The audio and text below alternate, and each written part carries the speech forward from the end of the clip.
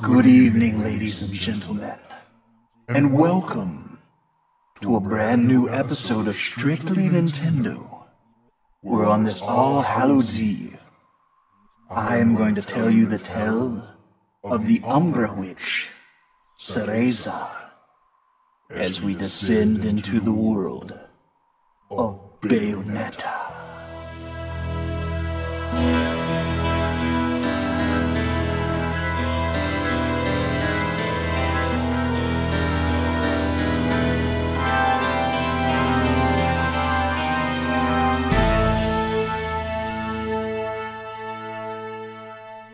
500 years has passed since the alliance between the Umbra Witches and the Lumen Sages has been torn asunder.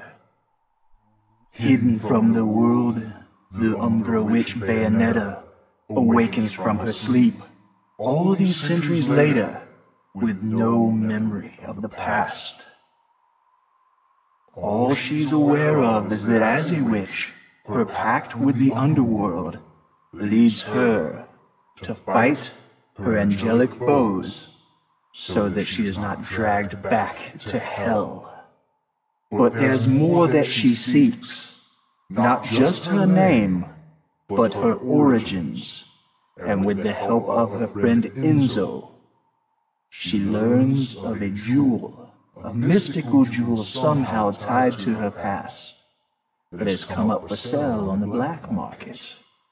And she travels into the deepest, darkest realms in order to find this jewel, rediscover her past, and unlock her destiny.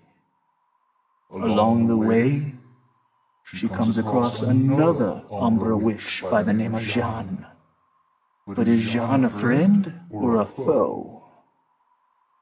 She's also aided by her friend, the demon Rodin, who runs the Gates of Hell bar, where you can purchase items, fighting moves, and weapons with the halos that you collect from the fallen angels you defeat.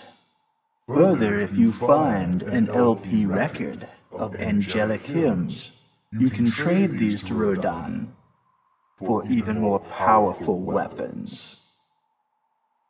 She also happens upon a strange journalist by the name of Luca, who she calls Cheshire.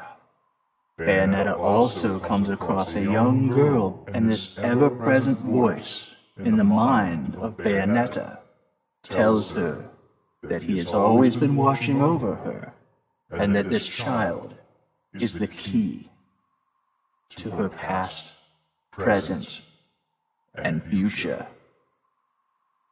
As Bayonetta plunges deeper into chaos during her travels, all comes to light, and this is only where Bayonetta's story begins.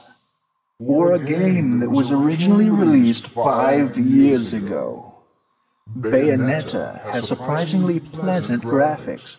They're clean and detailed, smooth animations, a wide, rich color palette, and the environments and environmental atmospheres build a real sense of the chaos and struggle that's going on. Bayonetta supports the classic controller, the Pro controller, and the gamepad. Overall, the controls are smooth, yet a little loose. Despite the slight lag in response, you can still pull off amazing combos to defeat many foes. Bayonetta utilizes the gamepad's second screen for off-TV play, as well as touch controls. With the touch controls, you use the stylus to move Bayonetta throughout the world, interact with the environmental objects and items, and break out beautiful combos to destroy your enemies. I highly recommend that you try out the touch controls. You might just find that they offer a unique enhancement to the overall gameplay. With great cinematic cutscenes, and plenty of seamless transitions between gameplay and cutscenes, Bayonetta feels as if you are playing an interactive anime film as you destroy your foes with guns, swords, and other weapons, punishment moves, torture attacks, summons, and the gigaton and megaton multipliers. Bayonetta provides frantically high-action gameplay by blending elements of fighters and hack and slash, with epic battles in arcade-style elements. Further, it brings in elements of exploration and a solid foundation of a very deep and intriguing storyline. With great violence, sexually suggestive imagery, and spoken innuendo, vulgarity, and great gore. Bayonetta is most definitely the mature game you have been waiting for.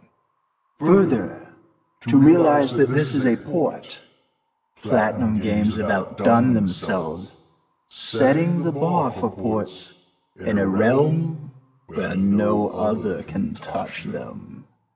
Further, there's the homage to Nintendo, with the Nintendo franchise-themed suits for Bayonetta.